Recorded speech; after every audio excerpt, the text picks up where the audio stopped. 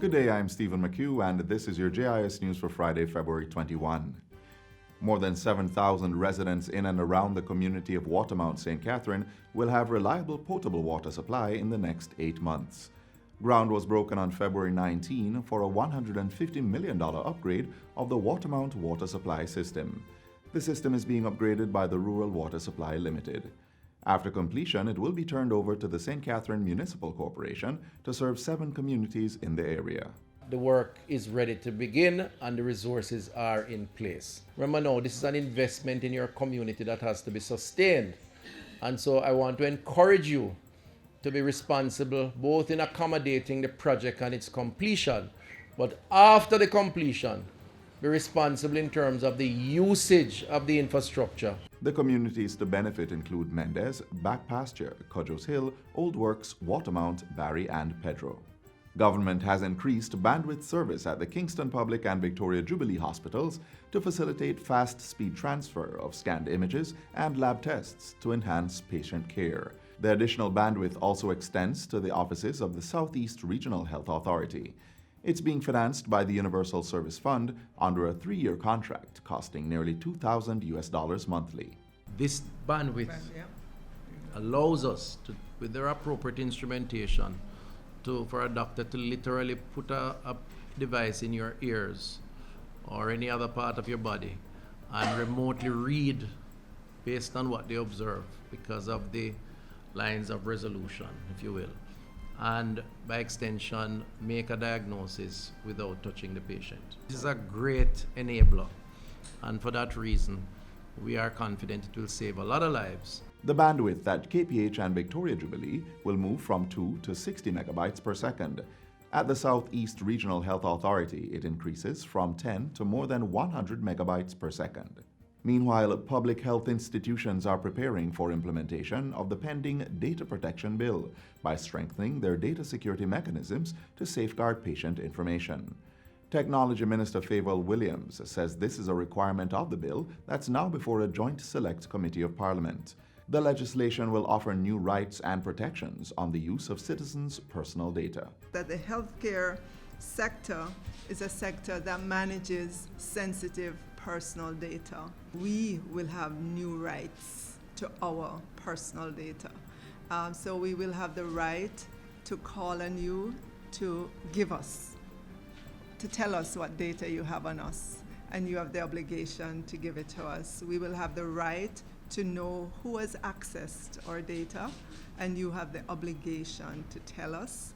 We will have the right to know if our data is being transferred out of Jamaica. The Bank of Jamaica BOJ is reporting a significant increase in credit extended by deposit-taking institutions to businesses and households. This is for the 12-month period ending December 2019. BOJ Governor Richard Biles says credit to businesses grew by 20.3%, while the provision to households increased by 16.5%. This growth was notably faster than the expansions of 15.4% and 12% in credit to businesses and households respectively, which was recorded in 2018. In addition to the loans from DTIs, it is encouraging that a number of firms are obtaining financing from the issue of corporate bonds and equity. The governor was addressing the bank's quarterly media briefing on Thursday. Mr. Biles says the growth in credit represents stronger signs that the central bank's accommodative monetary policy has been bearing fruit. On Thursday, the BOJ announced that it was maintaining the policy interest rate on overnight placements from deposit-taking institutions at 0.5%. The bank has incrementally reduced the figure, which was at 3.25% at the start of 2018. Our decision to hold the policy rate unchanged is based on our assessment that monetary conditions continue to be generally appropriate to support inflation, remaining within the bank's target of 4 to 6% over the next 8 quarters. Money has been set aside in the national budget for fiscal year 2020-2021 to complete construction of a special education diagnostic center at the College of Agriculture, Science and Education, CASE, in Portland. The $143 million allocation is outlined in the estimates of expenditure that's now before the House of Representatives. Among other things, the funds will be used for the installation of a wastewater system on the property. This is among 3 diagnostic centers being established by the Education Ministry for children with special needs. Work started during the previous fiscal year on the other facilities at Church Teachers College in Manchester and Sam Sharp Teachers College in St. James.